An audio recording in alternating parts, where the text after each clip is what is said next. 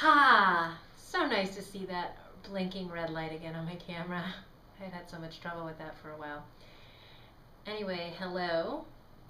And my question for you today is, could the truth of living be as simple as being open to change? And I was inspired by many events of today.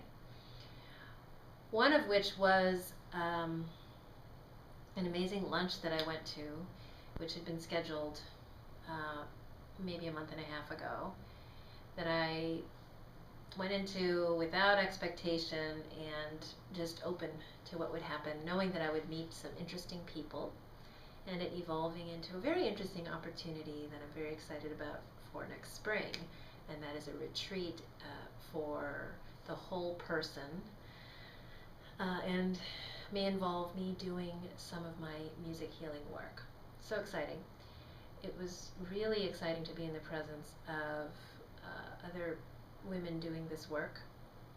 This work being the heart-centered personal development work that I'm so interested in right now. And the second piece was this idea that I had in my head, which was that I had to come back to my office and tackle some to-dos, mainly trying to book travel, conference registration, hotel, etc. for an event in Boston in October that's sponsored by the Harvard Asian American Alumni Association. And realizing in the course of trying to make hotel reservations that it is Freshman Parents Weekend, the same weekend as the conference, which explains the exorbitantly high hotel prices for rooms that are very hard to get. I mean, if they're willing to sell you a room, they're in the $500 range. Not really appetizing right now. So, and I was ready to really make the commitment because I felt like something's calling me there. I really feel like I need to open a conversation. But as I kind of went through the body compass exercise of imagining being in Cambridge at the same time as all the freshman parents and all of the activities associated with that very exciting time in other people's lives, it wasn't something I wanted to deal with.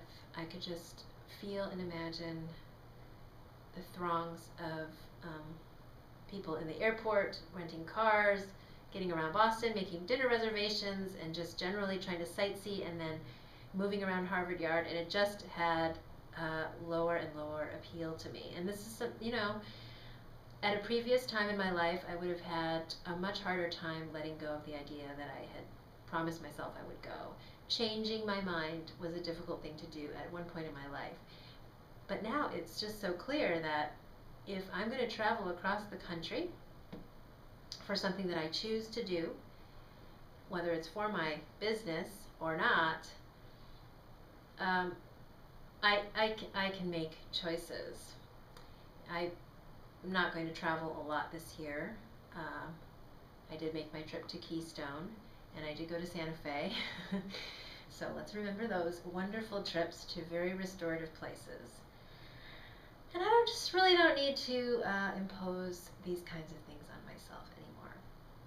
I live in a beautiful place, and I have lots of opportunities to connect on right here at home. And also, if I want to take a restorative vacation, there are many, many other locations and purposes for travel that I can think of right off the bat. So then I read someone's quote on Facebook from Bruce Lee, which said something to the effect that truth has no path. Truth is living and therefore changing. And I thought, wow, that feels true for me.